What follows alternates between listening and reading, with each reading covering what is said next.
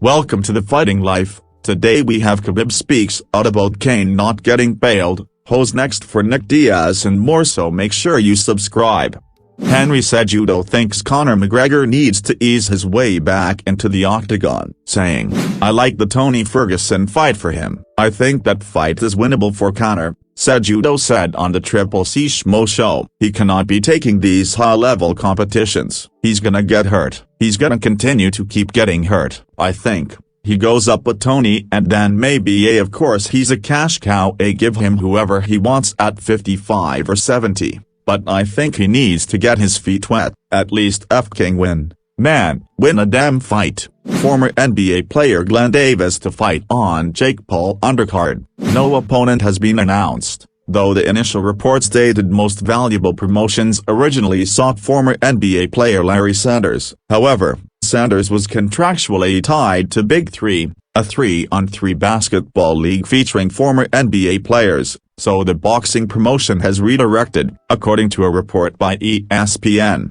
the Paul-headed promotion is seeking for a former WWE superstar to fight Davis. Paulo Costa vs. Luke Rockhold shifts from UFC 277 to August 20th event. Initially scheduled for the July 30th pay-per-view at T-Mobile Arena, Costa now faces Rockhold on August 20th at an event which doesn't yet have an announced venue or location. Earlier this week, Rockhold, 16'5" MMA, 6'4" UFC, hinted that his fight with Costa could be moving dates. The former UFC middleweight champion hasn't fought since his knockout loss to former champion Jan Blachowicz in July 2019. The reason for the fight getting rescheduled is unknown. However, Costa, 13'2" MMA, 5'2" UFC, struggled to hit the middleweight mark in his most recent fight against Marvin Vettori in the UFC Fight Night 196 headliner in October 2021. He ultimately requested the fight to take place at light heavyweight. The former title challenger lost the back-and-forth battle by unanimous decision. In 2022, Nick Diaz plans to return to the UFC, seeking a title shot against Conor Usman. Nick Diaz intends to compete before the end of the year and he's still eyeing the champion, one of the most popular fighters on the roster. Former Strikeforce and WIC champion Diaz wants a shot at UFC welterweight champ Conor Usman, who's currently healing from a hand injury. The 38-year-old returned from an almost 7-year layoff this past September when he rematched Robbie Lawler at UFC 266. The bout took place at middleweight, and while Diaz landed a few decent combinations, he eventually was overwhelmed and stopped by Lawler in the opening minute of round 3. Diaz mentioned his desire to fight Usman before facing Lawler, and he still wants that fight. "We're working on end of the year. A broken bar. I'm just focused on my training right now," Diaz told TMZ. "If I'm going to fight, I want to fight for the title.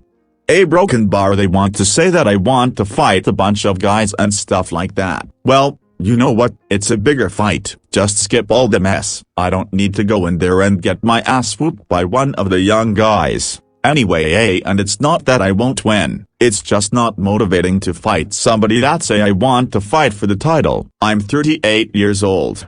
Dana White scoffed at the idea of Diaz fighting Usman when Diaz first mentioned it, and many analysts, including Daniel Cormier, aren't keen on seeing him fight again. However, Diaz thinks he can dethrone the champion. "I think I'll beat him.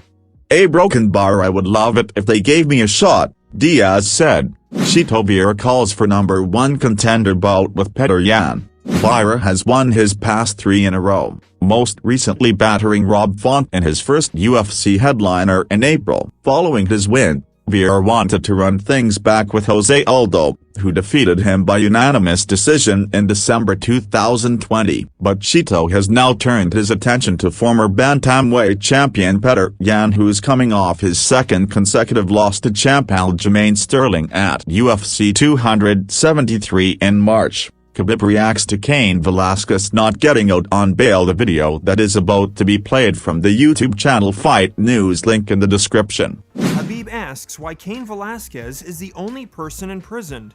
Masvidal claims that it was actually Pereira's wife that DM'd him, and much more. Let's get into it. Firstly, Khabib speaks his opinion on what's wrong with the Cain Velasquez situation. The retired champion not only thinks that Velasquez should have been granted bail, but the alleged victim should be behind bars as well. Khabib states, "Anybody in the world who respects himself, who loves his family, is going to do the same thing." Exactly. Come on. Nobody's going to think of law or something when you have something about your family. You have to protect your family. If animals protect their family, of course, humans are going to protect their family. They talk about law, court, about jail, but I don't understand these things. This is not fair. He sits in jail and other guys are outside. But what about the other guy? Put this guy in jail too. He's more dangerous for people than Cain Velasquez. Velasquez was involved in a shooting incident that involved him allegedly shooting Paul Bender in February of 2022. Velasquez was targeting his stepson, Harry Goulardi, due to Harry allegedly being involved with sexually assaulting Cain's son. Many people stand behind Cain, and they have taken to social media to spread the hashtag #FreeCain as a show of support. Now, Khabib has come out as a public supporter of Velasquez, and he even understands why Cain did what he did. He continues by stating, "Never in his life, and he's 40 years old, never in his life he had problem in social, outside with people, in gym. He's the most respectful guy I've ever seen in my life. I trained with him for more than 10 years. I know his family. Everybody loves Cain. This is his kids. I don't understand. Okay, put him in jail, but what about the other guy? He's more dangerous than Cain. Cain is dangerous for only one guy, but this guy's dangerous for everybody. I don't understand this." Velasquez faces a minimum of 20 years to life in prison if found guilty, and his second appeal for bail was recently denied. Bobby Green on Islam Makhachev's strength. Mora. And you're aware of all this. You guys game planned all that. Yeah. And I made one mistake that when he's going to come more, I'm supposed to snake away. Then when I re-snake back, but he mounted me as I re-snake right here. Watch. He's going to go for it here. He's going for the wrist. Yep. And you know what's going on. So Yep. you put your hips the other way. The other way there. Now he's going to go. Now I'm going to go back the other way Mount. again. Pretty beat filthy. me. Pretty filthy. Yeah. Now, this is the only problem I have a problem with the fight is one thing I learned is he's really fucking strong. Yeah. Them legs are tight. I'm trying to fucking move and get my hips. Hey, well, I can now, so fuck it. I turned over. Now, I'm stuck here. If you enjoyed today's video, hit the like button and subscribe. Followed our TikTok link in description. Would you like to see an Instagram page for the fight life? Tell us in the comments. But before we go, what is your dream matchup that you would like to see? Also, who do you think Jake Paul is fighting next? Tell us in the comments. This has been The Fighting Life, and we will see you in the next video. Goodbye.